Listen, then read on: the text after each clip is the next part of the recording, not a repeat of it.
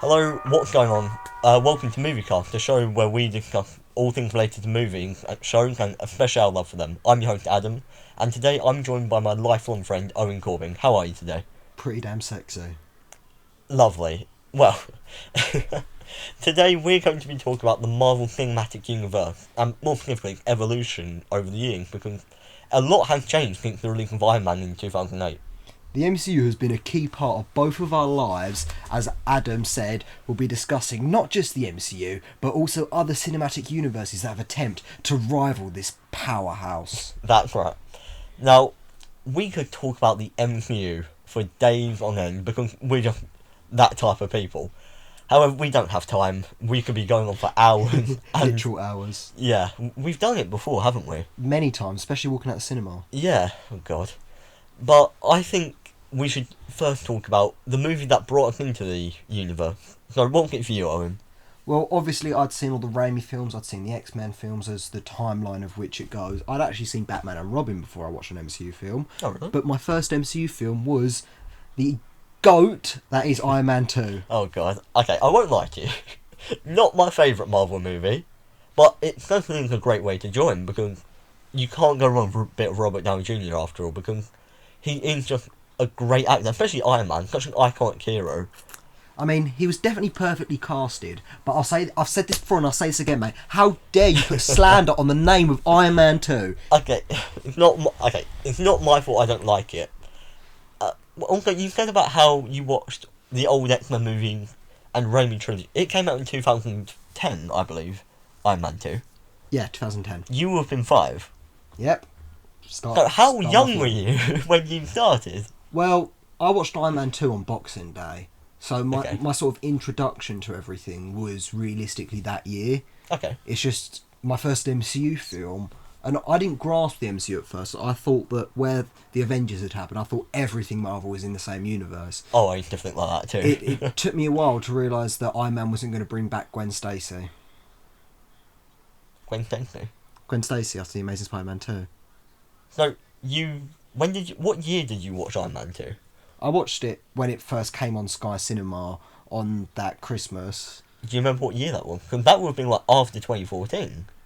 No, yeah, I know, but... Gwen Stacy died in 2014. Yeah, I know, but... Spoilers, by the way. Terribly sorry if you haven't seen... Yeah. Terribly sorry if you haven't seen 8-year-old film, but you know. Yeah. No, yeah, I get that, and I completely understand what you're saying, but it took me a while to grasp the concept, even long after I'd seen my first film. Oh, so basically you saw that in 2010. Yeah. 2014, you're like, And I'd seen Iron Man everything. should have helped. I'd seen Captain America and the Winter Soldier a lot when it was on Sky Okay, Cinema. alright, that So- clears things up. But again, I think that including the Raimi trilogy, which I absolutely adored. I remember me and our good friend who couldn't join us today, James Dine. I remember he used to always be Spider-Man. We were like little kids. And I used to be Green Goblin, like on the playground, we were just playing about. But as much as I loved them, they weren't, well, the MCU. So, but it wasn't until, I believe, 2012, we got it on DVD. 2011. No, we got it on DVD. Ah. I watched Captain America: The First Avenger with my dad, and I could go on all day while I love that film. It's just very, I don't know, I love all films, but if it takes place in like either World War One or World War Two, like this film does, just the aesthetic of it. I know it's a really cliche, but I don't know, something about that. It's why The Imitation Game, one of my all-time favourite movies. I mean, obviously Benedict Cumberbatch. I think we both agree. He's an excellent actor. Brilliant job. Every character he plays, he just knows what he's doing, whether or not it's Sherlock, or as you just said, a gay computer engineer, Yeah. or a mystical doctor with shaky hands. Any character that he plays, Yeah. he knows what he's doing. But I've always felt World War Two era films have always been like just my go-to, like, oh my god, I'll like that no matter what. But there's also Captain America. I feel like he's a good hero to go into because, much like Spider-Man, he goes from being that scrawny little kid and into the absolute hero, which... It's inspiring. Exactly, it's inspiring. It's what people want to be. You want to be that good person. Especially nerds like us. Damn right. It gives us about a week's motivation to go down the gym. Yeah, and then we just give up. However, just because they were our first movie, obviously, I think your opinion on Iron Man 2 is pretty... It will never set in change. stone. It will never change. But they aren't my top 3. I mean, would you like to start, Owen? Well, Iron Man 2 is actually in my top 3. But my number 1 will always be Endgame. It's just that I watched that film so much, man. It's just, to me, that film is perfect because of what it does. It ties the knot. It brings the Guardians of the Galaxy into the fray. We always knew they were canon. We always knew that they would come around, but it brings them in properly, especially after Infinity War when they met everyone. It takes Peter Quill back to Earth, and he didn't go to Earth in Infinity War. They went to. I'm talking about Endgame, mate. Oh no, because you were comparing the two. Yeah, sorry. Yeah. So he went back to Earth in Endgame finally after all those years that he was out in space, getting a name as Star Lord. Star-Lord, how dare you? Yeah, and then my second film, it has to remain in my top 3, but it's always my second film's Iron Man 2, just because it's just a great film to me. It's the film that made me who I am today. It's heavy nostalgia as well. Yeah, absolutely. And you get it. It's a part of you now. Yeah, it's more than just a movie. And going back to Guardians of the Galaxy, my number 3 is just both of those films. I can't pick which one. I love the soundtracks too much. Oh yeah, I definitely prefer the first soundtrack. First one's better. Amazing soundtrack. But Fleetwood Mac's in the second soundtrack. Ooh. Fleetwood Mac is a goated band. Yeah, but then you got Hooked on a Feeling, Come and Get Your Love. Ooga shaka. Ooga chaka. We don't want to get. Yeah, we don't want to get copyright strikes. Even though I don't know whether it's been published yet, but you know. For me, I haven't got a particular order because I can watch one film on one day and be like, oh my god. Yeah. But I've definitely got a definitive top 3. So Shang-Chi, right? It's one of my favourites. It's a good film. It genuinely is. It's beautiful because I've always loved fantasy, whether it's and it sets a whole different medium to the MCU. Exactly, it brought in another realm. Is that right? Realm. Yeah. And the whole Japanese and Chinese, because they take inspiration from both. Yeah. Mainly Chinese though. Yeah, but you do have the Nine-Tailed Fox, which is Japanese. Is it? I learned that from Pokemon. Damn. Yeah. And well, I just like that because I don't know, it as much as they do still have the 10 rings and all they're like plasma weapons, aren't they? Well, what, the 10 rings weapons or the weapons of Tao? Like the ones that the 10 rings have. Yeah. Because you got a Razor Fist with a laser machete. Yeah. For a hand. Yeah, there's a level of technology to the blades. As long as you... Okay, yes, there is technology, but there is also... I don't know, that fantasy element, because when they do fight, with the final Great Defender, you have them using bows and arrows, spears. Bows and arrows, spears, and it's swords. Just that feels really good to see because it's almost in a way it's nice, that's a bit more realistic in a way, even though they are dragon scale weapons. Yeah. It's oh my god, we could do that. But the dragon scale weapons is what's mystic about it. Yeah, and that it has a beauty to it, I'd argue. Because that's the MCU. The MCU is taking what's real and changing it, making Asgardian magic science, but with a twist. Exactly. It's given us a reality that is the same, but isn't because it's superheroes. Exactly. And well, I could go on all day, much like the first Avenger. I could go on all day about Shang-Chi, but definitely another top. I'm very surprised you didn't mention. Certain film came out Christmas time, 2021. Spider-Man: No Way Home. Oh, it's goated film. It's beautiful. It's goated. Okay, granted, there was a lot of fan service, but who could blame them? They had 3 Spider-Men, and yes, that is a spoiler, but I don't care. They've been promoting it like hell. Yeah, they're in the poster for the extended cut. Exactly. And it was a beautiful thing to bring, I'd argue, at least 2 generations together. Maybe. You had the generation who grew up with Raimi, the mid-generation who grew up with a Webb, and then you had the MCU with their own Spider-Man. And it's almost nice to see they're different, how... Because you never think how different they are. It's Peter Parker, bit by spider.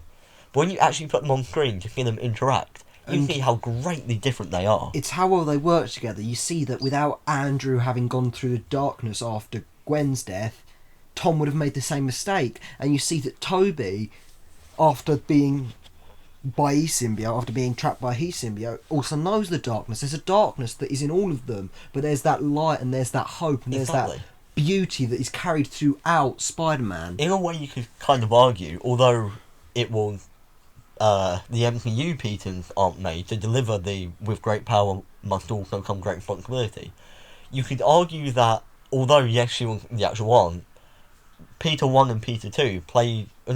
No, Peter 2 and Peter 3. Yeah. They played just as much, if not more, of an Uncle Ben type role. Because they were guiding him, although we hadn't seen an Uncle Ben in the films at least, guiding him to be Spider-Man, we see Spider-Man guiding Spider-Man, but a younger version, because our Peter in the MCU is significantly younger than the other. He's only just finishing school.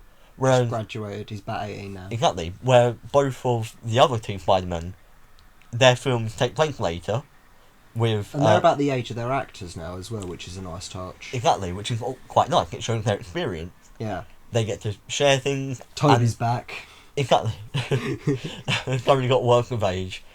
But it's just nice to see them working together and teaching him, almost like a little brother. Oh yeah, definitely. That brother imagery is all the way through. Yeah. And like, I would love to see the three of them meet up again in Into the Spider-Verse 3. I feel like that I've heard rumours. We've I'll all believe heard it the when I rumours. know it. We've all heard the rumours. They're going to... Apparently the two Spider-Men that aren't the MCU, Andrew and Toby, Secret Wars. will come up in Secret Wars. Oh, that's going to happen. Which, it's not impossible. It's certainly possible. We're going to see Hugh Jackman again after Deadpool 3 and that. Yeah. I'm calling it. I'm calling it right now. On record, I'm calling it. We'll come back to this in a couple of years. Yeah, definitely. And yeah. But honestly, I'm really, in a way, I'm proud of that movie, of what it's become, and honestly, very beautiful. Yes. I realise how long I'm rambling. Right, come on, number 3, okay, quickly. Number 3. Right now, Guardians 1, Fair. because it's a brilliant movie. I feel like it's the first real movie to be separate from the rest of the MCU. Yeah, from the Earth that just felt the same. Yeah, but even then, you got Ant-Man, came out a year after that felt separate. You had, like, brief mentions of other characters. Yeah. But I don't know, Guardians just get that thing, like, okay, we're now going to break away from what we know, and obviously the soundtrack, amazing. But it wasn't all just Marvel Studio, or the Marvel Cinematic Universe controlling everything that happened, because Netflix, they made 6. 6, You yeah. had the 4 Defendants individually, you had Defendants and the Punisher. Yes. But it wasn't until 2021 on Disney Plus when we finally got the first canon show being WandaVision. And that was quickly followed by Falcon the Winter Soldier. Exactly, like as soon as one ended, the other began. Yeah, and it's still going like that. Like, our next MCU Disney Plus thing is Guardians of the Galaxy Holiday Special. Oh yeah, I'm looking forward to that. Yeah, nice bit of Kevin Bacon. Got actual Kevin Bacon, not playing the character himself, which that'll be funny to Be see. entertaining. Yeah.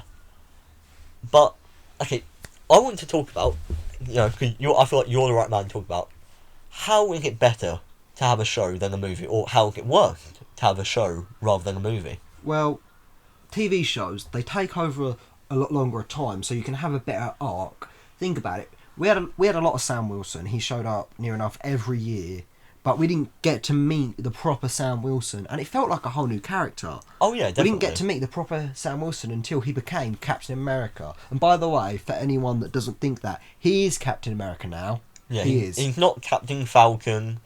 Or Black Falcon, as they called Oh, him. that is... No, I've actually seen... Well, okay, I'm not condoning this, but I've seen on Twitter someone call him Blackting America. Oh, no. That is, honestly, you can't say that. Why? He's Captain America, he's been past the shield, he's gone through what he needs to be, because he didn't feel like he was worthy, And in a way. he had that debate. He met Isaiah Bradley, who would not have been introduced if it wasn't for the for the Disney Plus show. And then that sets up Patriot for Young Avengers. Yeah. Assuming they do one. The universe just keeps opening and opening, even with She-Hulk, which brought back all of the Hulk characters. And by the way, Hulk is one of my favourite Avengers. Oh, believe me, I know. I did nothing but enjoy that show. Even in its weaker moments, and there were some very weak moments, I still enjoyed it because I enjoyed seeing Emil Blonsky again. Well, I think you're forgetting someone, but we'll talk about that certain someone slightly later in the show. Yes. A certain daring character, you could say. But another thing, going back to what you said about it covers a greater arc, I think it takes place over a longer period of time, meaning you can look into each character's development as it slowly progresses each episode. Like with WandaVision, for example, each episode you saw Wanda break more and more until she finally cracked. And that was, but when you look at one episode, like episode 1, it's like, she was not like that, but you slowly see her change, manipulating reality to how she needs it to be. Until she becomes the dark, tormented person that she was in Multiverse of Madness. I've got goosebumps And just thinking about you that. You would not have seen the quote-unquote villain, because I view it more as the story where she just happens to be the antagonist of the way the story's She's not written. a super villain, she's just an antagonist. Yeah, she's the antagonist of that particular story. She has an opposing view and mindset. To the protagonist, which is what makes an antagonist. Yeah. But still, we would not have got the villain Scarlet Witch if it wasn't for WandaVision. And it's the mind of Kevin Feige and how he's putting all of these threads and he's tying them together. And even the worst things down the list, like For the Dark World, no one liked that. Oh, God. People still kind of don't like that, but think about where it stands now. Yeah. It opens up the introduction of the fact that Loki... I mean, he didn't survive. We know for a fact he didn't survive in Infinity War. Yeah. But it reinforced the fact that, it gave fans a glimmer of hope, almost. Because, and then the Loki show where we saw the 2012 Loki actually get to become himself instead of feeling the burden of being the god of mischief. Exactly. He could just be himself. Yeah. And that is beautiful to me because it just goes to show that when he was imitating Odin, he was just being himself, not being what people expect him, not being the myth that is the god of mischief. Exactly. Like, once he lost his... Or not lost... Lost his identity. Yeah, he lost his identity. And the way he acts in the TVA... Like, forgive me, just in the TVA... In the beginning, he was trying to trick everyone. He was trying to be himself. Yeah, but then... the moment that he realised what was going on, that he grasped this concept, he grasped the fact that they are being controlled, then he knew that, what's the point? Exactly. He learnt that everything he did and ever will do, it's going to happen eventually. And we kind of... I don't know, we see a whole different side that even though he changed over the course from Thor 2011 to Infinity War in 2018, you see how he had that ability to change all along. It wasn't something like Ragnarok was like the defining moment for him. Yeah. Because even in Ragnarok, he was like still trying to leave his brother on because the he car. thought that was what was expected of him. However, it wasn't until Infinity War where he showed that he was willing to make that sacrifice play. He became an Avenger when he said, "We have a Hulk." Exactly. But when you take him out of that situation and put him in an entirely new one, you see him grow. You see him grow at a much faster rate than what we saw, which is something that, although it's not our Loki, it's a whole different... yes, it's a whole different universe, but at the end of the day, it is our Loki. Because that's the Loki we're going to have in the MCU now. I believe that after Secret Wars, he will just join the universe. He'll reunite with Thor. I truly hope so. And we will have a completely different character that is still played by the marvellous actor that is Tom Hiddleston. Because I actually like to follow that point up. What if it's a show that has no canonical ties whatsoever, but Loki... Loki's a very canonical show. It sets up the whole multiversal war. But why would you just keep that going? And why would there even be a season 2 coming out if you're not going to introduce them back into the MCU? Exactly. They want to keep these characters in the back of our minds so that one day they come to the forefront of the universe. Exactly. But more recent shows, they've arguably been a bit, well, not so great. Obviously you have the most hated, I'd argue, being She-Hulk. Yeah, but is She-Hulk hated because it's a strong woman or because it's a bad show? I'd argue a bit of both, because I enjoyed the show, thoroughly enjoyed it. Yeah, but there is a difference between enjoyment and good. Yeah. But, it's just a bit, fans get a bit whiny, they want everything to be perfect. But the episode where a certain daring character, lovely British actor, showed up, was loved, it was well received, even though it featured just as much She-Hulk. And then you got Miss Marvel, which I don't think you have seen the film, But I'd argue that Miss Marvel is the turning red of the MCU. Turning Red being the Pixar film Oh, what, the where one with Mei Ling turns into a giant red Yeah. panda. That brilliant film. I really enjoyed it. But you had the older generation of mostly men disliking it because it focused on a young teenage girl living her life, Yeah. which is something we also And see. race plays a part of it as well. Exactly. One, you have a Chinese girl. The other, you have a Muslim, Pakistani. Pakistani. Exactly. And it just shows that the audience, it's so much more diverse than what we realise, because all we see is just people enjoying it. But it's a mostly white cast when you think about it. Yeah.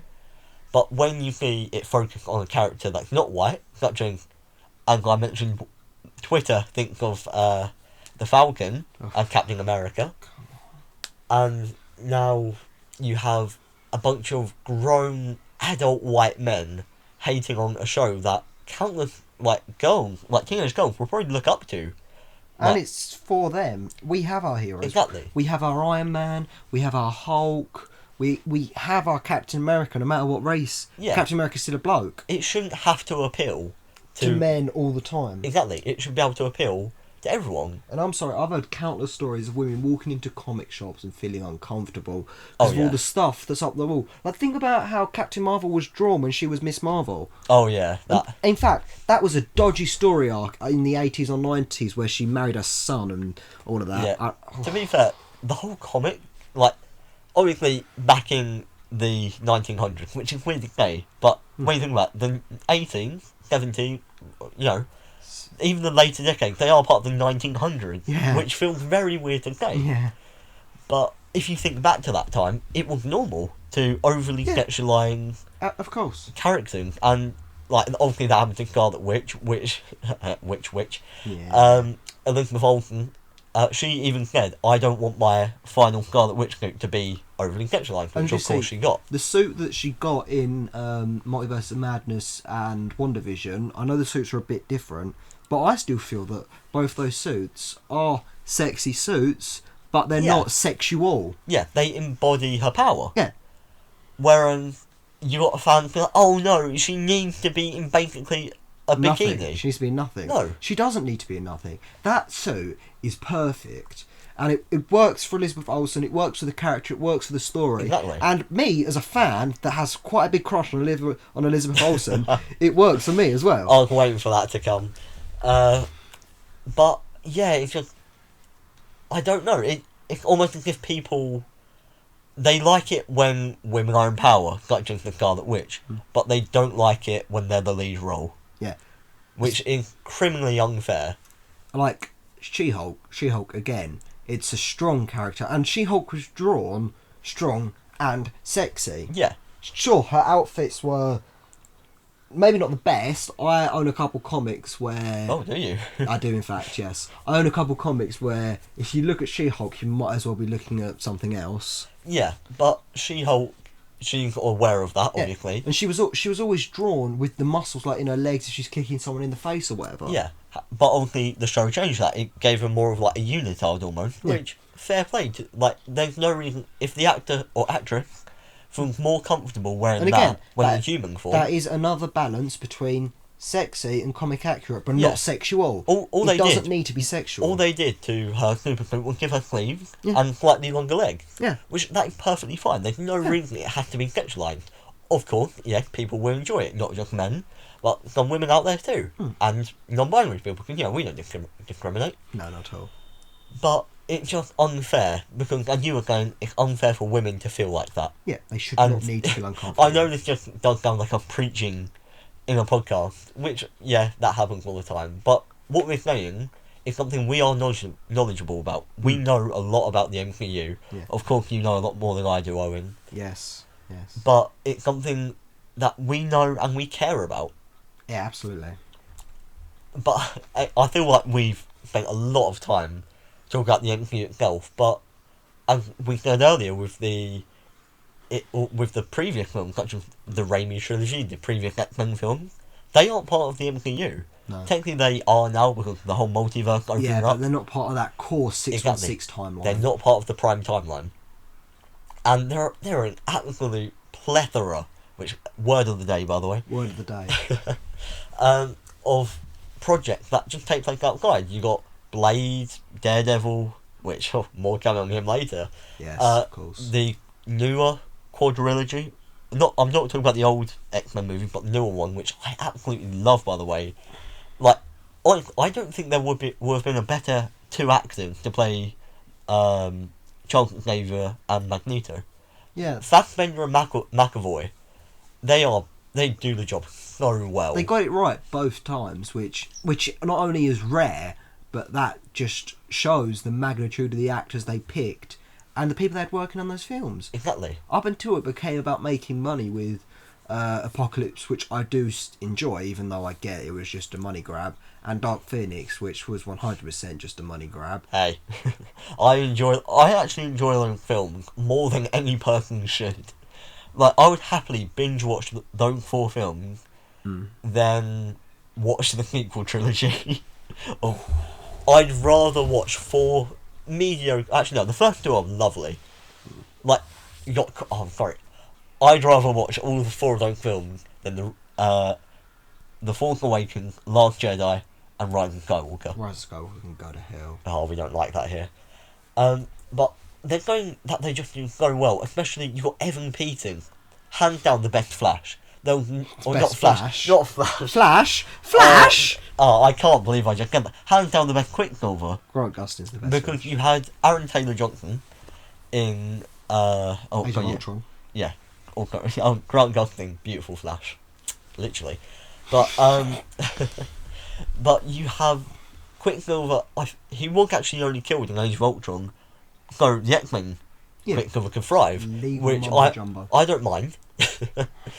But it would have been nice to see Aaron Taylor Johnson actually have a go. But at the end of the day, the Quicksilver we got with Evan Peters was absolutely beautiful. I loved him in Days of the Future Past, but honestly, the mansion thing, like where it's blowing up and you hear Sweet Dreams playing, that is one of my all-time favourite things in a movie. Yeah, definitely. Way up there. But, so, out of all the old films, like, you got Blade, the original X-Men movies, the original Daredevil with Ben Affleck, what ones do you actually like? What stand out to you, Owen? I quite like anything with Hugh Jackman's Wolverine in. It's such a good casting. Oh, such really? A class character. X-Men Origins Wolverine. Nah, man, that film. Wait, I'd rather forget is that about you? it. I mean, who makes Deadpool mute? We forgot Deadpool. We haven't mentioned him yet. I'm surprised. You're wearing Deadpool socks right now. I'm always wearing Deadpool socks. Well, honestly, we mentioned him earlier, didn't we? Or you did. You said about how he's returning. Hugh Jackman. Yeah. But Deadpool is a beautiful film, and Fox didn't want to make it. No. Ryan Reynolds put so much money into the first film just to get it made. Which just goes to show that Fox maybe did not have the best idea in mind. Yeah, like, they should have known, especially with Ryan Reynolds at the helm. That would have made so much money. He's a good-looking man. I will put that on record, okay? Ryan Reynolds is handsome. I can agree with that. Now, speaking of Ryan Reynolds returning, we've had countless other actors. As we mentioned earlier, you have Toby and Andrew, No Way Home. Yes. But then, we're finally on to him, Charlie Cox, Daredevil, in not only No Way Home, but She-Hulk. Where he's soon to be Echo and his own show, Daredevil Born Again. Honestly, he's got a good future in the MCU. And we've also had Patrick Stewart in Multiverse of Madness. But the real question is, how do you respect the character? Because it's one thing when it's Toby and Andrew, a pre-existing character, not a variant who just happens to look like them. It's that exact character. You have to be faithful to them, don't you? Absolutely. And that was the thing. They kept Toby as that polite guy that wouldn't say boo to a goose. But they gave Andrew a character arc by talking about the fact he went dark after Gwen's death. Exactly. Like, you can still tell how the Toby, the Peter 2, he had that shyness, even though he was with people who are literally him, just for a different universe and look different, have a different life and different actor. Yeah. even like he still has that shyness about him, even though when his job is to save the day, he's still a bit shy. Like especially in the extended cut, Andrew goes to him, "I want to see your web holes." He's like, "I don't think you have time for that." And then you have Andrew Garfield. He's like the fun Spider-Man. Like the amount I honestly I love the Amazing Spider-Man movies. They are the theme as well. I know I've Yeah. ranted about this so much. The web to you. slinging as well. It's got the best web slinging. Yeah. You got the Raimi trilogy where they just use a mannequin. Yeah, the Raimi trilogy web slinging weren't the best, but it was good for the technology at the time. Yeah. Then you've got Mark Webb and Andrew Garfield, where he's just so fun, and you got him. You have that playfulness to him, and you can't see that with Andrew in No Way Home, but where he has lost Gwen by that point, but long time gone. Yeah. And he's got darker, and you can tell where he's almost depressive because when Toby And you can and see Peter the hope that is given to him by his two brothers. exactly when Toby and Tom when they're talking about their experiences, he's like, "Oh, I'm lame." You can tell how ever since Gwen died, he's had that joy taken out of him. As you said, that was an amazing character. Yeah. Horrible for him, But but great for us to watch. yeah, it was like, oh my god, he really is a different person. Yeah. Now, when it comes to the likes of Charlie Cox and Patrick Stewart, they're playing different characters.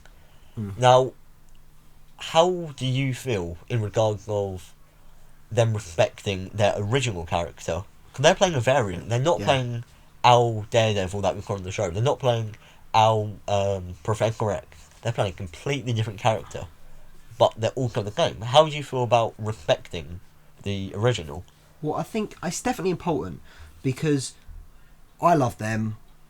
Most, maybe all the fans love them, and you can never not have them around because they're always going to be there. They're all on Disney Plus. Exactly. They're all on the medium of which we're getting the new stuff. Exactly. They're all on Disney Plus. They're all available for new fans and old. Yeah, to I watch. like I'll sit there and I'll be like, what do I want to watch? Oh, I haven't seen that in a bit. Yeah. You know, and it's great because even in She-Hulk, where they gave us a lighter Daredevil. Even then, he was fairly dark. Yeah. Like that hallway scene. Before She-Hulk ruined it. Yeah, she did. But I'd say that's up there with the hallway scene. You got Vader, you got Luke, and now Daredevil. Don't forget about Darth Maul's. Is that a hallway scene? Well, yeah, he murders a bunch of clones. Oh yeah, fair point. I thought you were talking about Phantom Menace. I was like, well, it's technically a hallway. I mean, technically it's a hallway where you got the laser grid before. Yeah, but The there weren't shoot. much fighting. I mean, they're meditating from Qui-Gon. That's mental fighting. Meditating's fighting your demons. No, he literally he looks like a Japanese demon, like an Oni. Like the tattoos on his face, probably not. There could be some inspiration. Like they do look Maybe. a bit like a Japanese demon. But you had that. You technically did have a fight of Qui-Gon. You know, he was like calm as ever. They just got. I'm pretty sure it shows the look of confusion almost on Darth Maul's face. He's like, oh god, what's he doing? But then obviously, yeah. But we're not talking about Star Wars at the moment. No. We're talking about Spider-Man. Yes. And other actors. But I feel, of all the previous non-MCU movies, even before No Way Home, the Spider-Man movies were most important. Because, yeah, you do have fun movies like Deadpool, and the newer and old X-Men quadrilogies. Yeah. They don't have that same feel to it. Anyone can just watch Spider-Man and find some way to relate to him.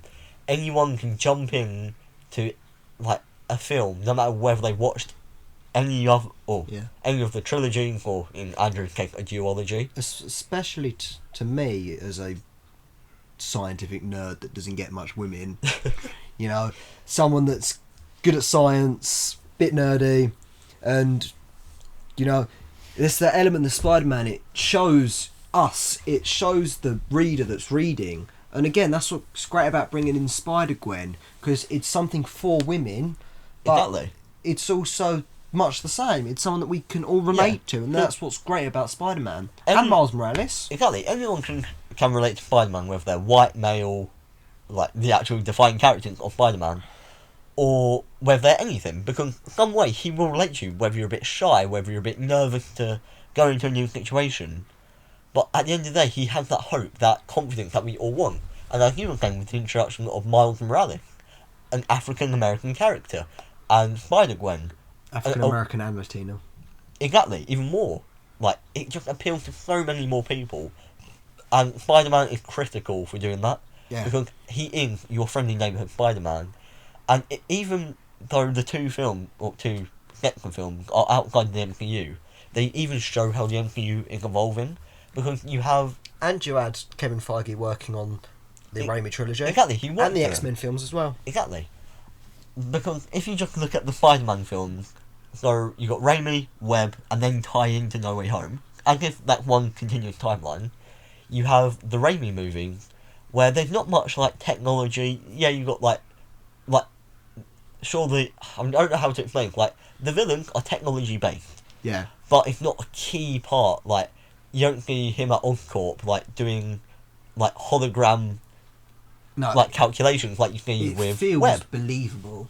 It's the most down-to-earth one. Yeah. But then you cut forward to 2012 and 2014 with the Webb movies, which I've got to say, James Webb, he was born to direct Spider-Man. Webb is in the name. But then you see him go into the more scientific and technological side of it, where you have, like, devices that can, like, basically change the rain into medicine, or in the case of a certain Dr. Connors, turn everyone to Lincoln people. And then finally cut to the MCU. And you just got everything technology based. You got a bloke that's wearing a basic Iron Man suit, but it's spandex. Exactly. But that's part of his character arc as well. He goes from relying on Iron Man to relying on Iron Man's technology to relying on himself. Which we see in the post-credit scene. Yeah. And the MCU has evolved, because even in Iron Man 1, the only real technological marvel was his suit. Yeah. And then you cut to Hulk, Incredible Hulk. Again, only real thing was, like, the quintessential super soldier serum, like, mixing with Hulk's blood, and you got all that. And that's nothing drastic. Yes, it's obviously fake, not going to happen. But in a way, it's almost believable. Yeah. Then you cut to Thor, Magic, or Iron Man 2. That dips its toes in the water a bit. You have laser whips. Yeah. Which, yeah, that it shows them dipping their toes, and then as it progressing, going all the way to Black Panther, Wakanda Forever, coming out in a couple of weeks, right? Next week, it's Yeah. the 11th. Oh, I need to book my tickets. Not available yet, I looked. Ah, shame. But you have that, just, it's increasing its technology, powers, and everything. That's a weird way to phrase that, but... Yeah, definitely, with the introduction of vibranium, and showing that how Wakanda was very far ahead of Tony Stark. Oh, yeah. But Tony Stark was still, like, a massive innovator, giving us nanotech in his suit by the time of Infinity War. Yeah. And I feel like Tony Stark as a character, because he's been in the majority of the MCU, he also shows the evolution. You go from some cocky billionaire playboy philanthropist, who often had flaws in his suit, but by the time we get to Infinity War, you really see how he learnt from his lessons. Yeah, like Ant-Man climbing in his suit. Exactly. I'm going to give him no room, I'm going to make it nanotech. Yeah, I mean, we saw him experiment with nanotech in Civil War, like when he had the thing in his watch. Yeah. That was basic nanotech. More like compression. Yeah, but it's a similar concept. Yeah. It's hiding, or not hiding, but containing a suit in such a small thing. Yeah. And then you have... Where I was thinking that? The whole parachute. Yeah. Rhodey didn't have a parachute. He made that suit for his best friend, and he forgot a parachute. Then the suit he gives to dear old Underoos, Spider-Man, has a parachute. He learned from his mistakes. He's almost a symbol of evolution in the MCU. And of course, the MCU is something that's been around for just over 10 years, really. I think 14. And it shows that, yes, that's a long time, but to the characters, who are especially older, it's not that long for them. Yeah. Like, I mean, especially to take into account Thor. He's like 1500. Yeah, that's what he said in Infinity War. Yeah. So that must have been like. So if we just compress him down to a similar ratio of our life, the past 14 years for him is like the maddest, like Couple of months. Yeah, and it's like funny to think about.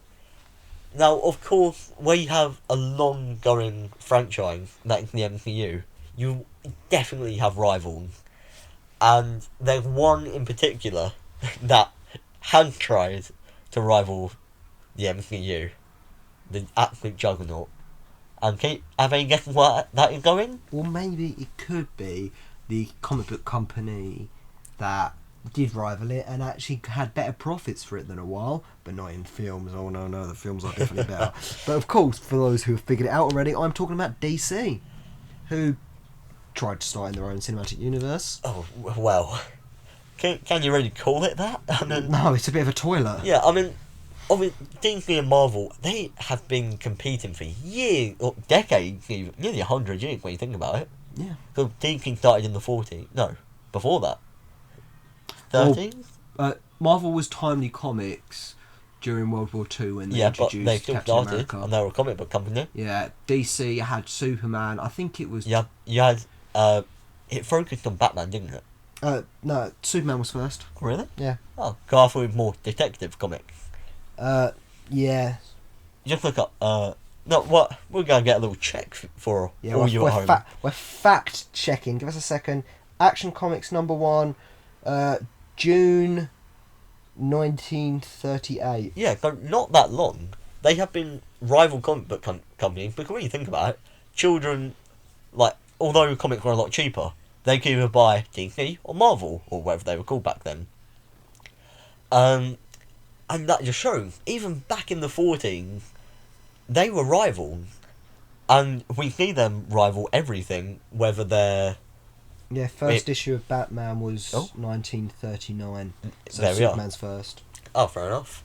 But even then, we see their rivalhood grow from just who can sell more comics to Yeah. And to movies. nabbing characters off of each other. Yeah, you got Wade Wilson, and Slade Wilson. there you go. And you got obviously characters. Namor was before Aquaman, I have you know. Yeah, but And Namor flew before Superman as well. oh, really? Yeah. Blimey. Superman didn't fly in his first comic. Oh, that's actually quite interesting. But obviously, there have been countless times where we've seen them rival. In fact, we've actually seen them rival directly, because back in 1996, there was a DC and Marvel comic book crossover. It wasn't the first time they've crossed over, because you had the Amalgam. Amalgam Universe was around Yeah. the same time. Oh, really? In the 90s, comics weren't selling well. So that's So why. Marvel had to declare for bankruptcy, which is why we saw all of their stuff being sold off, because Sony Yeah. brought the film rights for Spider-Man and just Spider-Man. Although everything was for sale. The Avengers were for sale, Blimey. Iron Man was for sale. They were all for sale. They just wanted Spider-Man because Spider-Man was popular. Yeah. The I think Michael Jackson tried. He wanted to be Michael Jackson did. he wanted to do it just so he could play Spider-Man. The X-Men and the Fantastic Four were obviously nabbed by Fox. So you have all of that. And That was you have- Marvel trying to survive. Didn't you have Paramount? They got Hulk, didn't they? No, Universal got Oh, Hulk. Universal.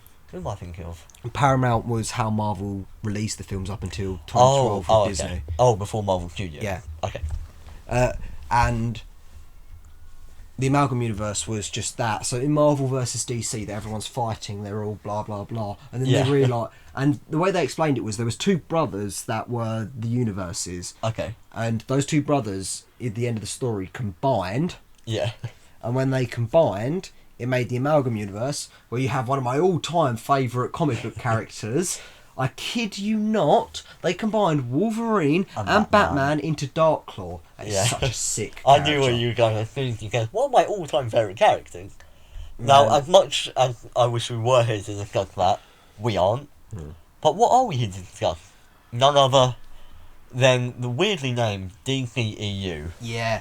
Now, the E, okay, why it stands for extended. It's not the extended universe. It's just one cinematic universe. It's pretty unextended as well. Yeah. It's pretty underwhelming. I mean, think about how much Marvel is cracking out over the years compared to how much DC is. And, I mean, Black Adam. Black Adam was so underwhelming. I know you haven't seen I it. haven't seen it, but I've heard a lot But like, I'm sorry, The Rock can't act. He plays Really? the same. Yeah, he plays the same character in every film. Oh yeah, he does. I mean, you got all the films like in the jungle, Jumanji 1, Jumanji 2, Jungle Cruise, Jungle Cruise, and Rampage. Jungle Quest. Is that what they're called? Jungle He just doesn't leave, and it's always that one beigey cream shirt. Yeah. Yeah. He always plays the overly strong guy. Yeah, Doctor. So when Dr. Black Adam Gravestone. came, and he had to act as a character that he'd never acted as before, Exactly. it comes across. It does. Yeah. But like the best part of that film were the JSA, and that's as much as I would say because spoilers. I mean, yeah. I'm not going to give away any plot. Spoilers aside, because obviously I haven't seen it, but from what I've heard, Dr. Fate carries the movie. Oh, Dr. Fate and Hawkman carry that Yeah. film all the way home.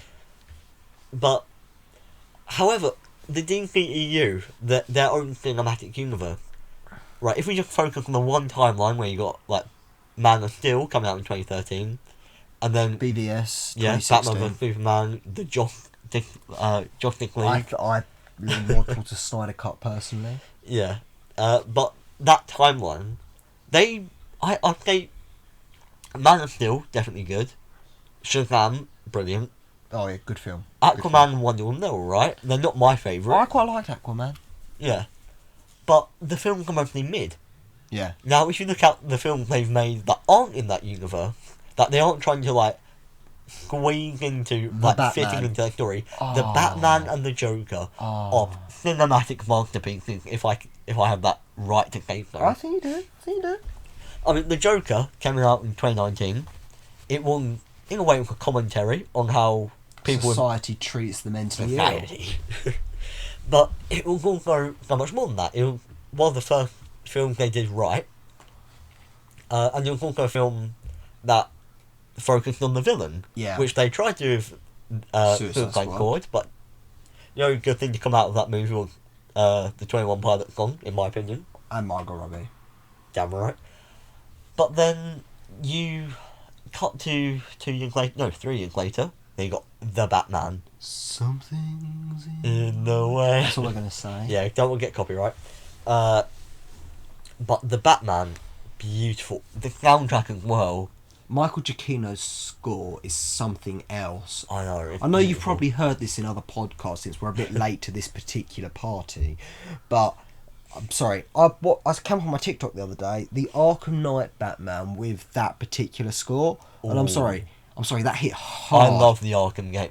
The Arkham games are goated. They were a massive part of my childhood. I'm still waiting to see a good Scarecrow, like we saw in Arkham Asylum. Yeah, the Arkham Knight Scarecrow was not it. Yeah. To me, the Arkham Knight or Red Hood for the comic fans was the villain of that game. Yeah.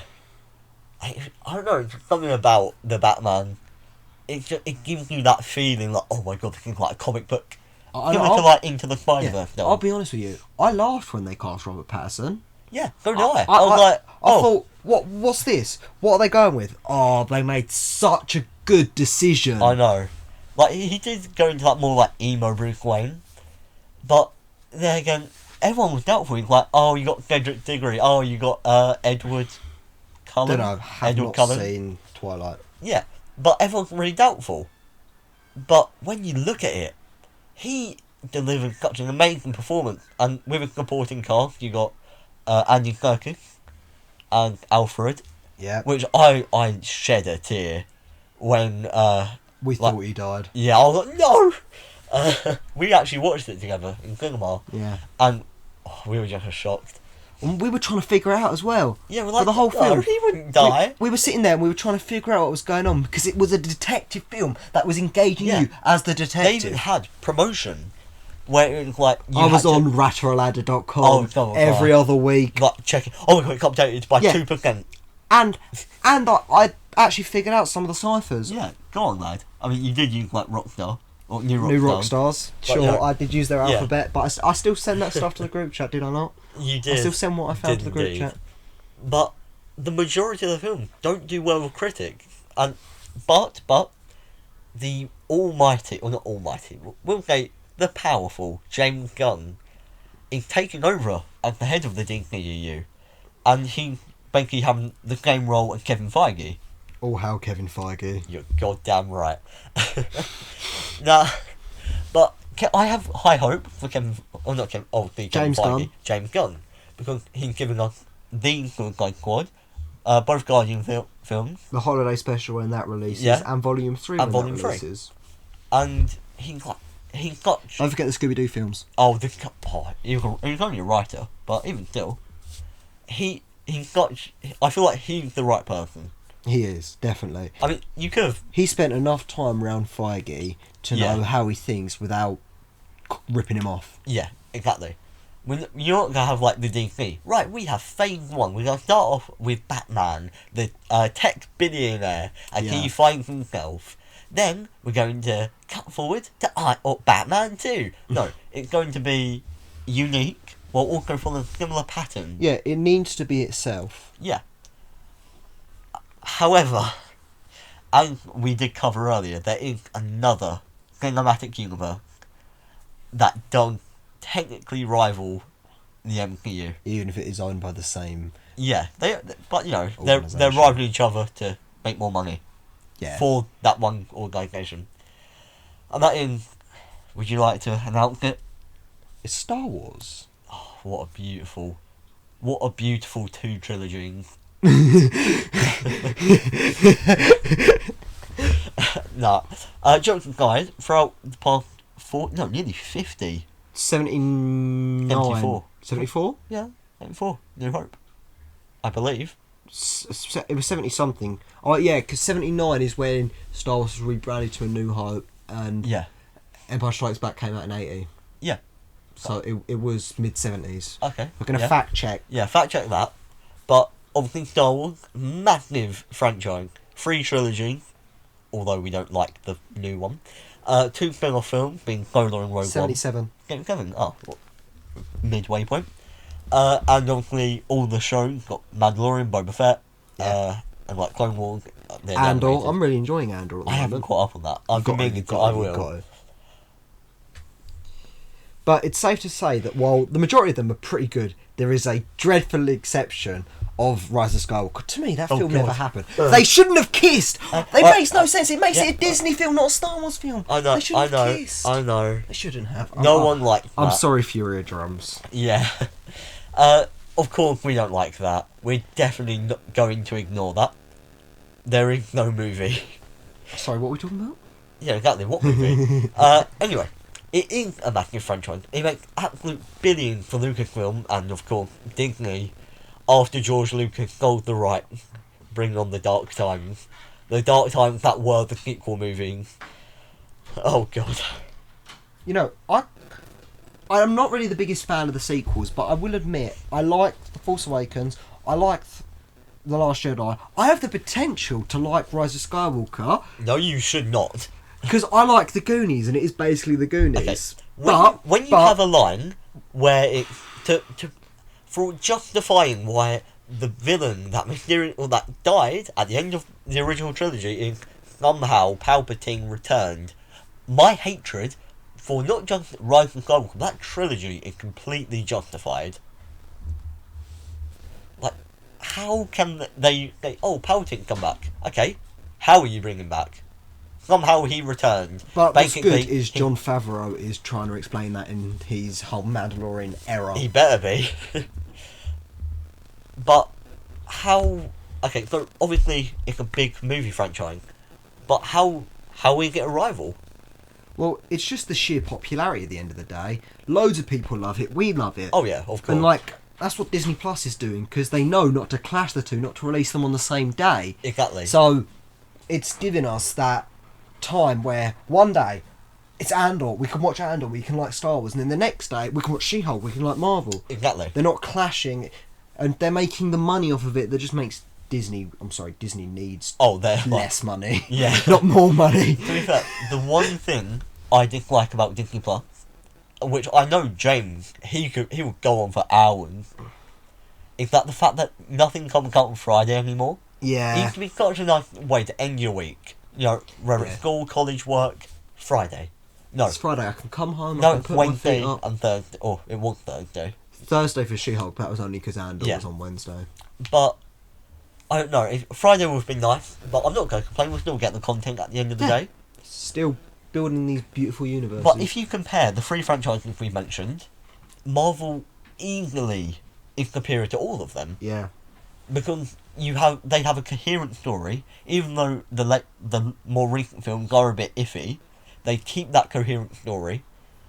They manage to make characters not only likeable but believable. Yeah. Whether it's the three Spider-Men or even Thor. Because I'm not when I first watched Love and Thunder, it will think that, oh my god, I love it. But after reflecting and watching it on some illegal site again, It's on Disney Plus now, mate. yeah, I know, but I watched it like before it was on Disney Yeah. Plus just to watch it again on a website that I will not name because I don't want it to be taken down. Amen to that. I realised that Thor the Dark World, too gritty, too miserable. Thor Ragnarok, beautiful. Perfect. It was that Knew right what it combination was. Knew what it between was. action movie and comedy. Now, cut to Thor Love and Thunder, and it's too comedic. I mean, you have... If it was like... If we take a look at Thor Ragnarok, you have the whole... Oh yeah, don't you dare cut my hair. You have the play at the beginning, recapping the Dark World. But then you have some of the most intense action sequences, like when Hela stabs Thor's eye out, and when he crashes down to the Rainbow Bridge, with the immigrant song playing in the background. Exactly, it's beautiful, memorable, for the good reasons. Yeah. Then you cut to Thor Love and Thunder. Gore the child kidnapper. Yeah, and you get moments in that film that are meant to be serious, but I'm certain someone in this room with me would find funny where they try to be serious. Now, for context, we were in the cinema. I knew you were there, but I didn't know where you were sitting because by the time I came in, it was very dark. Yeah, and we weren't sitting together. We just always tend together. to go to the first showing, which is just the same. Yeah. You know? And then I was like, okay, well, I don't know where he is, I'll speak to him at the end of the movie anyway. And then you're on the boat scene. Thor and Jane have just rekindled their love for one another. They're about to kiss, and then Jane goes, I have cancer. No, shush. It's meant to be such an emotional part of the movie. And then what do I hear from the far end of the cinema but him laughing while you got a cinema completely quiet. I was the only person and then laughing. you hear, ha ha ha.